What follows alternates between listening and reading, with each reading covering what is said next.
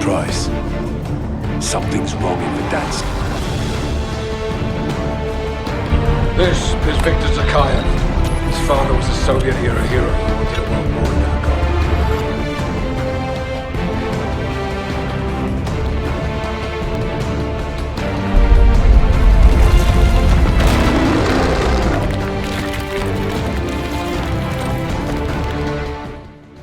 With the upcoming release of Modern Warfare 2 later this year, I figured I should cover the huge hidden Modern Warfare story many people missed. However, thanks to everyone hunting down details across the game, we were able to assemble the story. I will tell you that story, as it will directly tie into Call of Duty Modern Warfare 2. Additionally, many overlying stories, intel, maps, and cinematics significantly expand the main campaign story of Call of Duty Modern Warfare 2019. So the easiest way for me to lay out this story is to start with the entirety of the Spec Ops story, then expand into the season cinematics and the intel within those seasons that build onto and develop the Modern Warfare extended story. Hello gamers and operators, I'm Icebergs. Let's start with the Spec Ops story, which is the shortest and the beginning of the information we get after the main campaign story. I made a video for the campaign story and I will put a link right here. I recommend watching it first. The story of Spec Ops revolves around the Armistice Joint Task Force, the combined forces of the Allegiance and Coalition forces created to stop the Al-Qatala invasion of Verdansk. The Armistice forces are tasked with breaking down al-Assad's forces in Verdansk and stopping the Al-Qatala takeover. Spec Ops is broken down into different missions, mainly removing his lieutenants and support structure, meaning that you kill his financial support, military command structure, and his immediate arms dealer. These missions are all done to weaken al-Assad and force him out of Verdansk Kastovia. This leads to a response by al-Assad of using Russian gas on everyone, including his own forces, possibly annihilating the Geneva Convention, but that's more of a guideline anyways. We later learn that al-Assad is backed by Mr. Z, aka Imran Zakhaev, and his son Victor. The Spec Ops missions set up for the overall story of Warzone and the Modern Warfare seasons to come. Hey, do me a quick favor, go ahead and like the video if you are excited for Modern Warfare 2.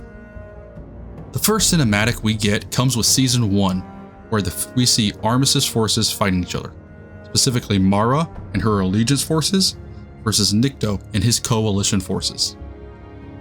The fighting amongst Armistice caused much confusion among the player base, because we thought that Armistice forces were supposed to be working together to stop the gas production and al-Assad's forces. As the fighting continues, we zoom out to a video feed for al-Assad in what we now know as TV station in Verdansk, with al-Assad saying that they should let them fight each other. This is important because this is the beginning of the fall of Armistice. The first season did not give us much substantially in the way of story, but it developed the storyline for the future. The next cinematic we get comes with Season 2. Inside what we know as airports on the map Verdansk in Warzone. This cinematic is very important looking back on it, as it references Armistice. In the video, we see Ghost fast roping in off the roof of the airport, where Ghost tells Price on the radio, "Something is wrong, they are killing their own. Send fighters I can trust." From what we can tell, this is a while after the invasion of Verdansk. In the cinematic, we initially thought that this meant Al-Qatala were killing each other. Still, after reviewing the info, we see that this is a reference to Armistice fighting and killing each other. But at this point, we still didn't know why Armistice was killing each other. Many people thought the killing of each other was a reference to the release of Call of Duty's free game, Warzone. We later learned otherwise. In Season 2, we also see the release of Operation Sunder, where al-Assad releases Russian gas into Verdansk, and it leads us into the opening cinematic where Simon reports the blue-on-blue fighting as troops try to survive.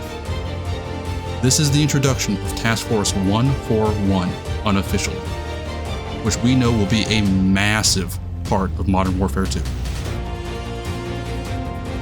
The Season 3 cinematic focuses on the aftermath related to the outcome of Operation Rapid Sunder in Verdansk, a Spec Ops mission, and the search for Khalid al-Assad. This cinematic takes place in an unknown oil yard, controlled by Zakhaev's forces in Operation codenamed Rust. We see Ghost sneaking around the facility, killing soldiers. As he kills the soldiers, Price informs Ghost that the gas released in Verdansk and the gas found in the helicopter crash from the Season 1 cinematic are the same. He also says the crashed helicopter incident was the final nail in the coffin for Armistice. This is when Ghost quickly falls into a difficult situation with multiple Russian soldiers, when he is saved by gunfire from an unknown source. And it is then revealed to be Alex, back from the dead and missing an entire leg. We also see somehow Ghost and Alex know each other. This sets up Ghost's return to Verdansk to gain intelligence. The Season 4 cinematic truly recaps what happened to Armistice, describing the entire rise and fall of the unit. The cinematic also reveals that Imran Zakhaev died sometime before the invasion of Verdansk, but not too long before. We are then told that Zakhaev's son, Victor, has taken over Zakhaev's empire and assists al-Assad in fulfilling his father's dream of a world war. Victor pulled strings to get conflicts between both sides of the Armistice team to reignite tensions. Between the world superpowers, he succeeded and has a coalition and allegiance forces in direct firefights. However, the other major part of this season did not actually come from the cinematic, but the in-game intel you could collect in Verdansk. The first intel collection, Fractured Intel, tells the story of the fall of Armistice, and reveals that Zakhaev had planned the invasion himself, and after his plan was realized, he sent home the Lion, aka Khalid al-Assad, to Urzikstan. The following intel collection, released in the middle of Season 4, is specifically named Hunting the Enemy. This intel reveals that there was a communication captured by SIGINT, aka Signal Interception. Communication shows a bunker that leads you to a laptop and finally to a location in downtown for a meeting. The intel from the meeting site in downtown Verdansk takes you to the train station, with a list of trains arriving and leaving, hinting at the subway stations in Season 6. We are then given the intel mission's Hidden Cargo, in which it is revealed that the shipment coming to Verdansk was hidden from Armistice, and that someone within Armistice was paid off to keep the area clean. In an effort for the corrupt operators to hide their dealings, they set up an ambush for Mara and her team, who was sent to investigate the shipment. We are giving one last intel mission in Season 4, New Perspectives. It was the last intel we received in Season 4, and in it we revealed that a friendly UAV was over the air of Verdansk and was forced to land due to an injury or some type of damage to the plane.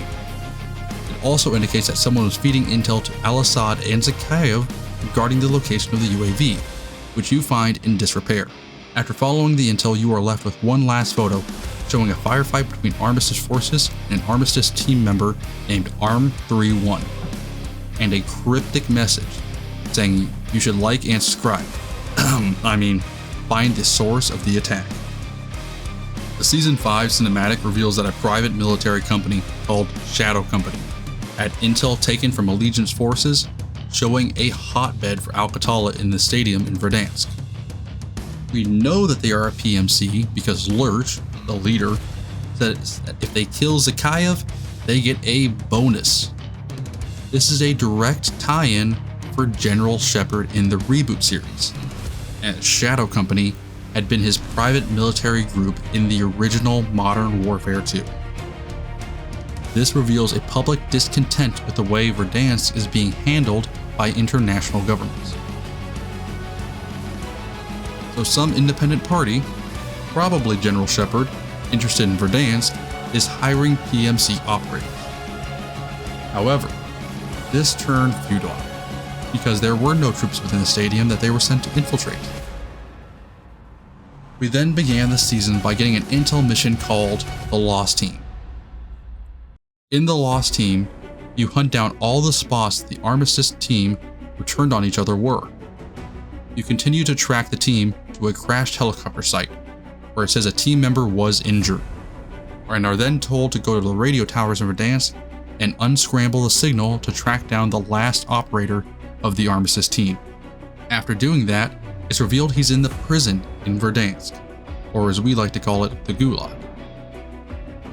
The following intel released in the middle of Season 5 shows that Armistice 3-1 tracked a lead within the prison. As you discover more intel, it reveals that Zakhaev was operating out of an office in the prison, and that Armistice 3-1 moved locations.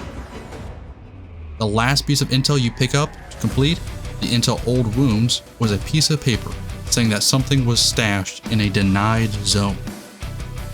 Following intel, Sins of the Father reveals that the shipment stashed in the denial zone was moved to the stadium, and that it was the intel that Shadow Company had received. After searching the stadium, it was revealed that Zakhaev hacked the UAV signal to ignite the fighting within Armistice. The last piece of intel for the season was you following clues through the intel mission New Threats, which reveals an underground bunker with a picture containing a hint to a nuclear missile in Verdansk. Season 6 of Call of Duty Modern Warfare adds much more context to the story. The cinematic shows Farah and Nikolai activating the subway tunnel system and routing their way to Price and Griggs, which Price tells Griggs and his team to hold the position. However, for the story's context, the next piece that fits into the puzzle is actually the season-ending cinematic, which takes place moments after the opening cinematic. It shows Price infiltrating a bunker to find Viktor Zakhaev activating a nuke launch sequence, to which he and Viktor fight, resulting in Price dropping him down the missile silo to his death. After killing Viktor, Price gets the disarm codes from Nikolai and proceeds to exit the facility and link up with the rest of the team. This is where we get Soap coming in over the radio saying that he's by the coast and that they're going to link up. The Spec Ops missions, season cinematics, and intel recovered through the seasons paint us a picture, a setup for Call of Duty Modern Warfare 2. In Modern Warfare 2, we will most likely see Al-Assad and the return to Urzikstan. And on top of this, we see Russia and the United States are in a direct conflict, most likely sparking an international war. Or we will at least know Call of Duty Modern Warfare 2 story leading into a world war. Another thing to note is that the release of Modern Warfare 2019 and this year's release are soft reboots of the original. So we will most likely see the return of franchise villain Makarov. However, this video is not for speculation. It is to tell the facts of what happened after the Modern Warfare campaign, and the hidden story of Modern Warfare 2. Tell me in the comments below if you liked the video or learned something you didn't know about the story. Like, comment, and subscribe. And until next time, stay frosty.